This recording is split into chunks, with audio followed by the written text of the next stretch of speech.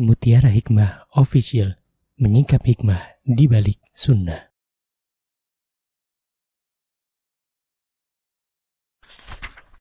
Salurkan donasi terbaik Anda untuk mendukung dakwah Mutiara Hikmah Official. Mari siapkan bekal akhirat kita. Jangan lewatkan kesempatan emas ini. Ayo kita berkontribusi dalam program pembangunan Masjid Mutiara Hikmah yang dibina langsung oleh Ustadz Hanan Yasir MA dan Ustazah Imro'atul Azizah.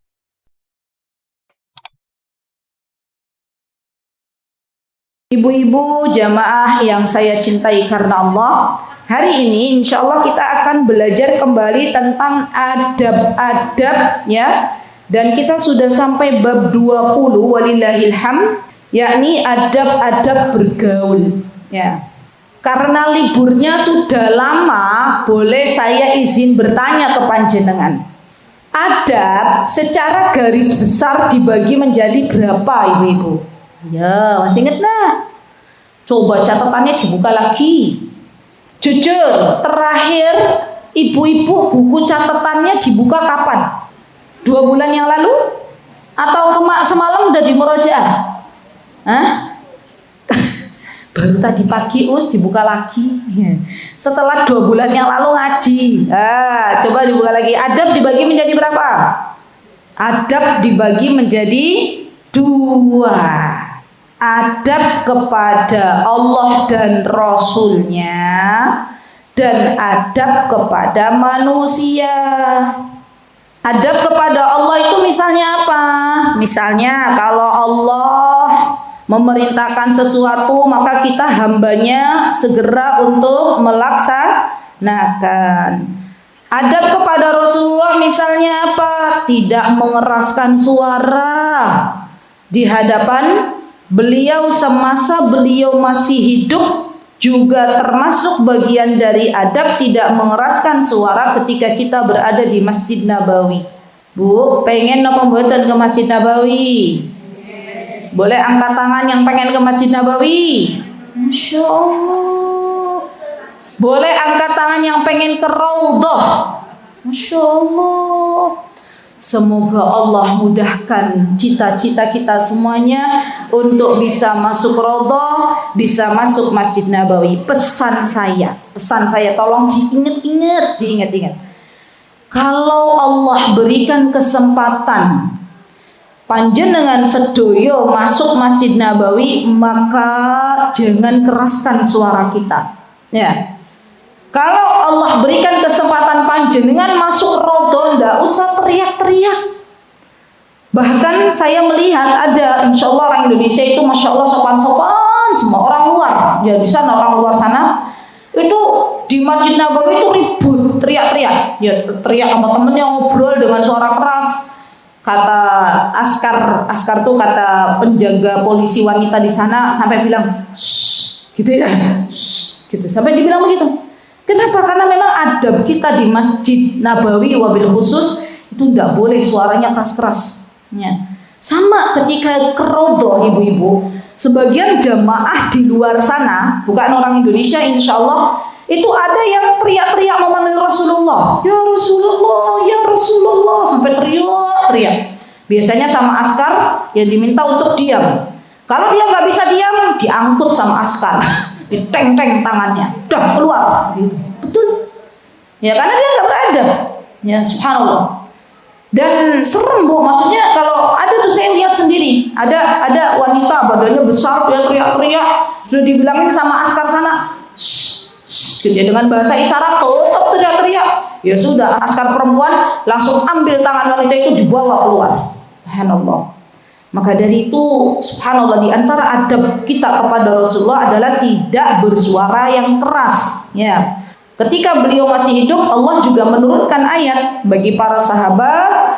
Apa yang Allah turunkan, janganlah kalian mengeraskan suara kalian di atas suaranya Nabi, karena itu bagian dari adab. Dan di antara bagian dari adab kepada Rasulullah adalah kita mencintai beliau. Caranya bagaimana mencintai Rasulullah? Caranya mengerjakan apa-apa yang dianjurkan oleh beliau. Itu adab kepada Rasulullah Shallallahu Alaihi Wasallam. Yang kedua, adab kepada manusia. Nah, hari ini kita belajar. Yo, bismillah. Apa di antara adab kepada sesama manusia?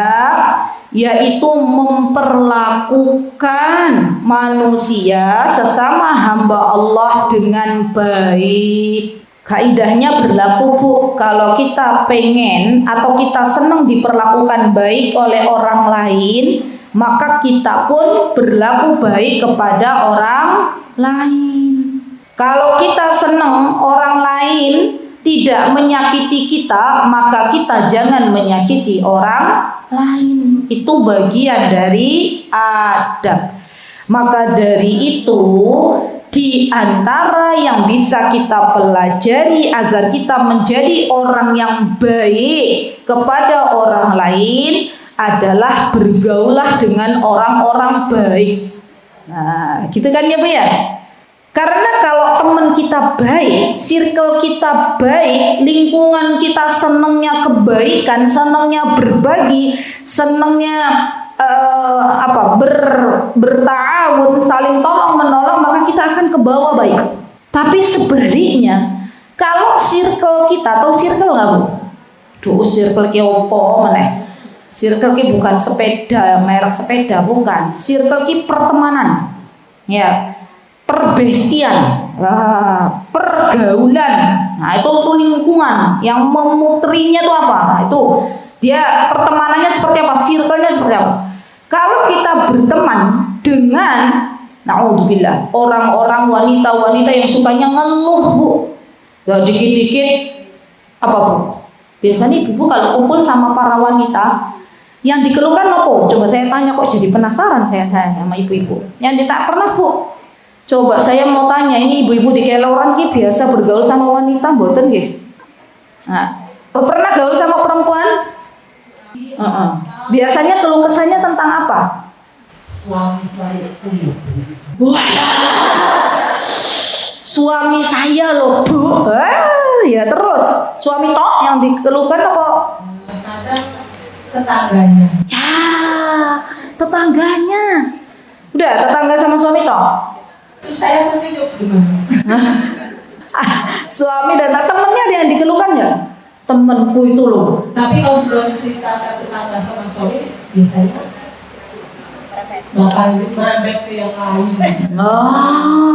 2 jam ngobrol sesama wanita, kira-kira kerasan apa betul? Tapi kalau udah seputar itu saya dulu ya Bu, jadi saya cerita masak-masak kayak apa ya, apa gitu. Oh, jenengan yang mengalihkan. Alhamdulillah. Coba saya tanya ke jenengan jujur, nanti dapat hadiah ya, Ustazah Yuni. Seneng nggak bergaul dengan orang-orang yang suka ngeluh? Jujur tidak, kadang kasihan juga ya, dia punya pengen menyampaikan sesuatu mungkin tapi tidak bisa gitu. Tapi satu sisi saya nggak suka. Nggak suka. Ketika bergaul dengan teman yang seperti itu ngeluh dan lain sebagainya, itu ada nggak dengan nasihat yang diberikan kepada beliau? Di ujungnya iya, setelah dia mungkin udah capek bicara terus nasihat ya sebisa saya gitu. Tapi kadang kalau udah dinasihatin kan besok dia udah nggak bisa, tapi karena terpukul terharu terpukul nggak seru gini ngobrolnya nih, nggak seru sama Ibu Susi. Akhirnya besok nggak mau ngobrol. Alhamdulillah Allah telah menyelamatkan panjenengan. Inje, alhamdulillah, masya Allah, barakallahu fi, masya Allah, jazakillah khair. Lihat ibu-ibu, wanita kalau sudah kumpul sesama wanita, apalagi di situ ada obrolan mengeluh, yang pertama kali dikeluhkan apa? Suami, ya. Suamiku tuh yo gini, tetanggaku tuh lo ya. Ya kalau sudah tetangganya dikeluhkan, nanti yang dikeluhkan gurunya, temennya, semua merembet. Subhanallah. Dan lebih ngeri lagi Bu, zaman sekarang kenapa banyak perceraian kasus para wanita pengen gugat cerai dalam sebuah rumah tangga, menggugat suaminya karena diantara faktornya dia salah bergaul. Bergaul dengan siapa? Dengan sesama wanita. Yang awalnya ya istri ini Masya Allah bersyukur punya suami, alhamdulillah saya punya suami, alhamdulillah, berteman dengan para istri, di mana biasanya ya kalau sudah kumpul sesama istri yang diobrolin tuh, aku besok ya bulan depan ada long weekend gitu ya. Alhamdulillah nih kalau keluarga saya mau piknik kemana gitu ya. Pikniknya jauh misalnya ya, kemana? Ke Jawa Timur. Pikniknya kemana? Ke Bali. Pikniknya kemana? Umroh misalnya. Terus kita pulang ya, tadinya awalnya bersyukur Bu, terus ya Allah aku ki setahun ono 2 long weekend orang kemana-mana, jadinya malah kurang bersyukur. Ya kalau ulama itu Masya Allah suaminya tadi cerita ya apapun yang pengen diinginkan suaminya bisa membelikan, lu aku boro-boro. Subhanallah. Jadi hati-hati Bu, zaman sekarang hati-hati dalam memilih teman, hati-hati dalam bergaul, baik itu di dunia nyata maupun di dunia maya. Hati-hati, karena teman itu as-sahib. Kalau bahasa Arabnya ada perkataan orang Arab tuh bilang itu as-sahib. Apa itu Ustazah Aziza as-sahib? Teman itu bisa saling menarik. As-sahib bisa saling menarik. Ya, kalau kita berteman dengan orang baik, kalau kita berteman dengan orang yang senang mengingatkan kita kepada Allah, kepada kematian, maka kita akan lebih mentaati Allah Subhanahu wa taala. Kalau kita berteman dengan orang yang sukanya mengeluh, kalau kita berteman dengan orang yang kalau ngobrol masalah dunia tok, masalah baju-baju branded tok, masalah tas-tas branded tok, ya. Masalah sepatu-sepatu branded, sepatu branded tok, yang awalnya panjenengan pakai sepatunya Cibaduyutan, ya, sepatu lokal Nepo Kasongan, Mandingan, ya. Masya Allah punya teman sepatunya impor dari luar negeri, ya ada brandednya, ada namanya. Lama-kelamaan kita gengsi nggak Bu pakai Cibaduyutan atau Mandingan? Pasti, ya. Temenku tuh loh ya. Dia kalau pakai sepatu jarinya sepatunya regone 2.100 ya.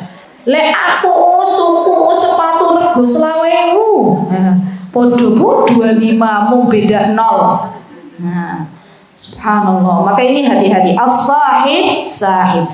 Bahkan Allah Subhanahu wa taala nih, Allah yang berfirman di dalam Al-Qur'an, apa kata Allah? Allah berfirman, a'udzubillahi minasyaitonir rajim, dalam surah Az-Zukhruf. Allah berfirman, al-akhillau yawma idzin ba'dhum li ba'dhin 'aduwwun illal muttaqin. Lihat, teman-teman akrab pada hari itu, yaitu hari kiamat, sebagiannya menjadi musuh bagi sebagian yang lainnya, kecuali orang-orang yang bertakwa. Bu, pernah nggak punya teman akrab? Teman itu ada dua. Ada teman yang biasa-biasa saja, ada teman akrab. Ya, jenengan punya nggak teman akrab? Teman akrab tuh bukan banyak, paling 1-2. Itu teman akrab, besti. Itu bestiku. Itu teman akrab. Ya. Pernah nggak panjenengan punya teman akrab? Ya, awet banget dari SD, teman SD, ya sampai sekarang udah punya cucu, Masya Allah. Itu masih Allah langgengkan. Punya? Pernah? Punya. Pernah nggak punya teman akrab baru 3 tahun akhirnya nggak berteman lagi? Kenapa? Pertanyaannya. Kenapa nggak berteman lagi? Apa Bu? Oh tiba-tiba pinjem uang nggak balik-balik. Bener Bu. Iya bener. Teman akrab bisa putus gara-gara pinjem uang nggak dibalikin. Betul. Itu relate banget dengan kehidupan sehari-hari ya Bu ya. Ya, padahal aku tuh sudah kayak anggap saudara sendiri. Suatu hari dia pinjam uang 100. Ya. Orang balik, jadi persahabannya retak. Subhanallah. Nah, kira-kira Bu, enak nggak Bu punya teman akrab yang udah kayak dianggap saudara sendiri itu, terus teman kita pinjem duit, tapi ternyata nggak balik-balik, malah kita yang capek nagih utang, gitu ya. Itu kira-kira ketika kita di dunia itu ada nggak rasa gimana ya Bu? Rasa nggak enak gitu loh berteman dengan dia. Ada, pasti kan ya. Ya Allah, dia kok piye to ya minjem duit karo aku kok dibalikin, mending lek minjemnya 100 lah minjemnya 1 M ya. Ada nggak orang pinjam 1 M ke temennya? Ada. Ya, mungkin bagi orang-orang yang nge-hack 1 M itu biasa. Ya bagi kita sampai nggak tahu 1 M ki nolnya pinten gitu. Oh, subhanallah taala, nggak penting ya. Nah, mau pengen tahu 1 M itu nolnya berapa Bu? Nolnya 9. Masya Allah ya Us, berarti wakil Us. Ini tabunganku tuh paling banyak nolnya 6 ya Us. Ya, 1 juta, alhamdulillah. Nah, maka dari itu ibu-ibu, teman-teman yang saya cintai karena Allah, di akhirat juga ada orang-orang yang awalnya jadi bestie di dunia, di akhirat saling bermusuhan. Kenapa? Karena ketika Allah bertanya kepada kita, kenapa kamu bermaksiat? Kenapa kamu akhirnya misalnya ya pinjam duit tapi nggak dibalikin? Ya, kata temannya itu loh yang nyuruh aku pinjam duit tuh fulanah. Besiku suka ngajak aku kemana-mana, jadinya aku nggak punya duit disuruh minjem sama temanku yang ini. Terus katanya fulananya teman apa kita, loh kamu kok mau? Ya, jadi musuh kecuali orang-orang yang bertakwa. Orang-orang yang bertakwa ini siapa ibu-ibu? Orang-orang yang saling mengingatkan kebaikan, orang-orang yang nggak tega kalau sahabatnya jauh dari Allah, orang-orang yang senantiasa kalau berbagi dengan sahabatnya nggak hitung-hitungan, orang-orang yang senantiasa mengajak sahabatnya untuk dekat kepada Allah. Ini orang-orang bertakwa. Dan orang-orang yang bertakwa, pertemanannya akan Allah langgengkan sampai di akhirat nanti. Bayangin ya Bu, panjenengan kita semuanya kalau punya bestie solihah, bestie apa Bu? Solihah, datang ngaji bareng, terus apa lagi Bu? Kalau yang solihah itu ngaji bareng, terus apa lagi? Sholat bareng. Yo, sholat bareng, sedekah saling ngingetin, baca Quran saling ngingetin. Besok Bu, kalau bestie kita duluan masuk surga, udah duluan, bestie kita nyari kita belum ada di surga, maka Allah akan bertanya, kamu tuh kenapa dari tadi mondar-mandir di swarga ya. Terus katanya bestie kita, ya Allah, aku belum melihat Bu Fulanah, aku belum melihat Bu Yati, misalnya Bu Sinten yang mau saya jadikan sebagai contoh, Bu Yosi, dia bilang Bu Yosi katanya, aku belum melihat Uni Yosi gitu ya. Padahal beliau tuh dulu kemana-mana bareng aku, ke pengajian bareng, kemana bareng, kok belum lihat ya Allah. Maka kata Allah kepada malaikat, cari Uni Yosi di mana? Ya bawa ke sini, masukkan ke surga biar hambaku ini tenang bertemu dengan bestinya. Masya Allah. Seneng apa mboten Bu? Seneng. Sama. Kalau kita masuk surga duluan, kita belum lihat besti kita, teman karib kita yang kita bareng-bareng di dunia taat kepada Allah dan Rasulnya, besok dicari oleh kita. Maka pesan saya ibu-ibu, saya mencintai ibu-ibu karena Allah, besok kalau belum lihat saya di surga cari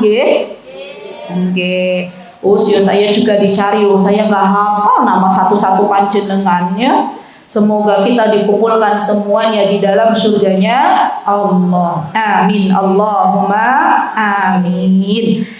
Baik. Bahkan Rasulullah SAW beliau bersabda, ar-rajulu ala dini khalili. Lihat kata Rasulullah, seseorang itu tergantung agama teman dekatnya. Kalau kita pengen tahu nih, fulanah ibu itu kayak apa, ya Bu. Kalau kita pengen lihat, ya orang itu kayak apa karakternya, lihat dengan siapa dia berteman. Iya nggak ibu-ibu? Kalau misalnya, Masya Allah, temannya itu, misalnya nih kita pengen cari jodoh buat anak gadis kita, gitu ya. Lihat aja, oh ini Masya Allah nih, ya dia nih, ada nih ketemu nih, ya suami kita bilang, itu tuh ada tuh, ya laki-laki bagus tuh, sorry. Coba lihat dia berteman sama siapa aja, oh temenannya sama laki-laki yang suka datang ke masjid, oh insya Allah bagus tuh agamanya. Kan gitu ya Bu ya.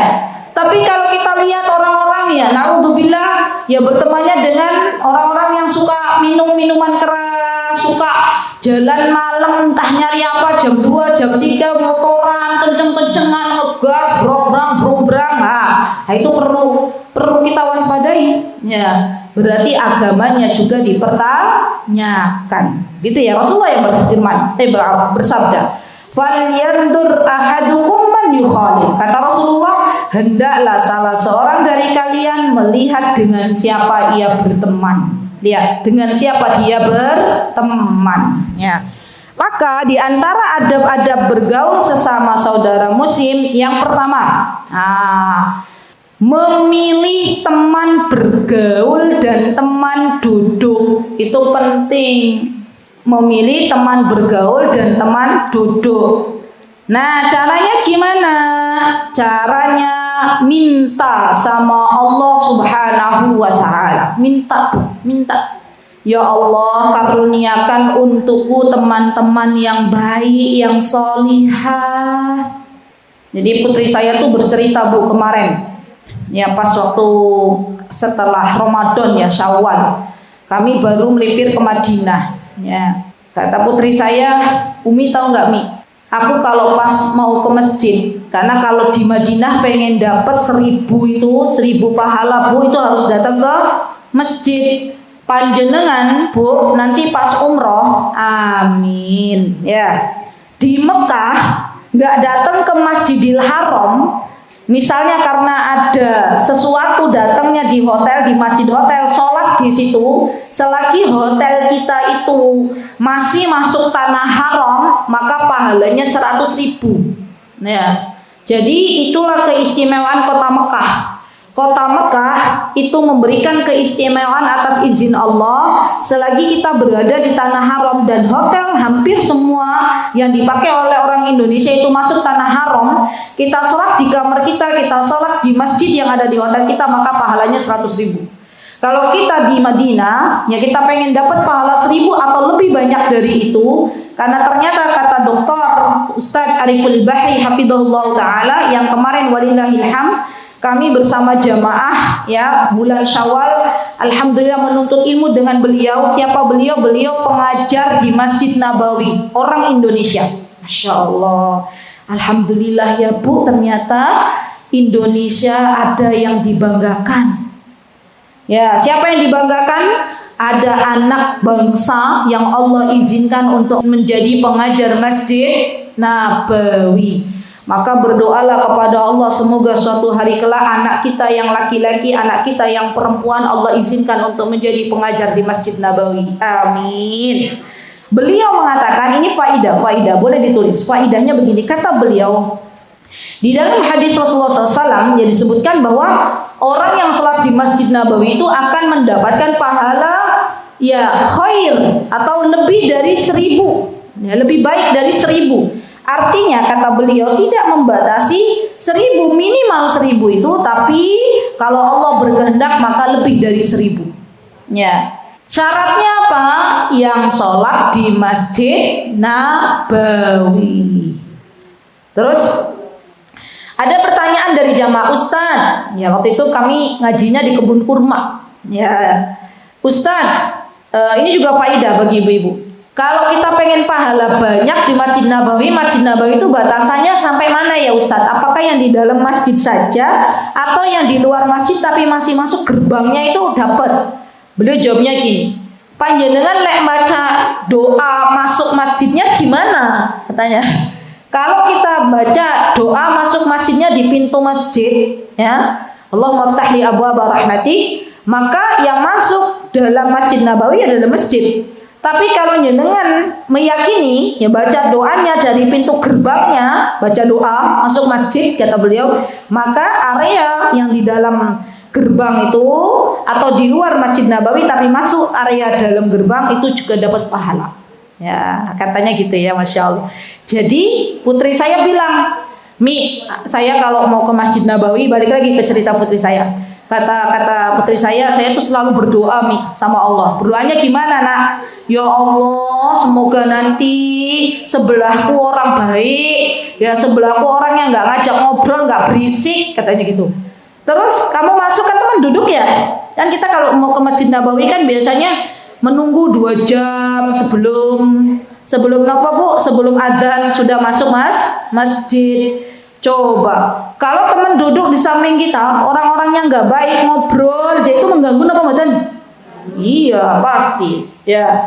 Tapi kalau orang baik kan minimal teman kita sebelah baca Quran. Nah, maka kalau kita mau duduk di sebuah tempat, baik itu di masjid atau di majelis ilmu seperti ini, minta dulu sama Allah. Ya Allah, besok jadwal pengajian di Pendopo TPQ ya Bunaya. Maka ya Allah, saya minta kepadamu besok teman duduk di sampingku itu teman yang baik. Ya Allah kasih. Ya. Itu kan jarang kita pikirkan, gimana Bu? Yang kadang kita pikirkan itu besok mau ada pengajian, ya udah ada bensin belum di kendaraan kita, ada BBM-nya belum, ada alat tulis belum, baju yang mau dipakai yang mana, gimana? Ya kacamata yang matching yang mana, ya tas yang matching yang mana, kan gitu Bu ya? Kudung sama baju yang matching yang mana? Perempuan kan kayak gitu. Ya. Perempuan lebih memikirkan yang dohir-dohirnya saja yang nampak. Ya. Panjenengan persiapan pengawasan tadi mikir baju sama kudung matching apa mboten Bu? Mboten. Masya Allah. Jadi saat ketemu nih. Oh, baju hijau, kudung kuning mau dipakai Bu? Ya mboten. Nanti dikira lampu merah. Ya kan? Hijau, tadi apa? Kuning, hijau, sendalnya merah. Ya merah, kuning, hijau ya. Perempuan kan begitu ya. Kayaknya ini nggak matching deh, gitu ya. Aduh, kayaknya ini nggak matching. Masa bajunya biru kok kudungnya hijau ya. Ya minimal hijau tua kalau hijau muda, biru tua sama biru muda. Kan biasanya gitu. Ya. Teman-teman yang pakai baju gelap pun berpikir seperti itu. Ya. Kiko yang satu sudah beludus warna hitamnya, yang satu masih pekat jadinya nggak matching, kan gitu ya. Masya Allah. Ya itulah kita perempuan. Tapi kita lupa berdoa meminta kepada Allah agar dikaruniakan teman yang baik. PR, tulis Bu. PR-nya berdoa kepada Allah minta teman yang baik. Minta teman yang baik, didekatkan dengan teman-teman yang senantiasa mengingatkan kita kepada Allah, yang senantiasa mengingatkan kita kepada hari akhir, yang senantiasa mengingatkan kita dengan berharap surganya Allah dan takut dengan nerakanya Allah. Itulah teman-teman yang terbaik. Baik, sampun nggih. Kemudian hadis yang disebutkan oleh baginda Rasulullah SAW, hadisnya panjang, intinya Bu, orang yang berteman dengan teman baik itu seperti orang yang berteman dengan pedagang minyak wangi, dan orang yang berteman dengan yang buruk itu seperti berteman dengan tukang las. Udah dengar semua kan ibu-ibu ya, udah pernah dengar ya?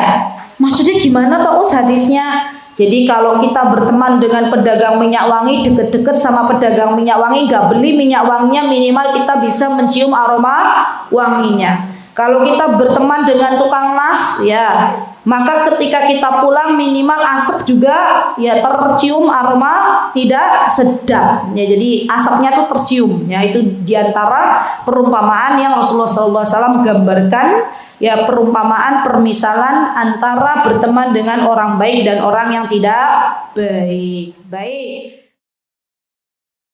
Mutiara Hikmah Official, menyingkap hikmah di balik sunnah.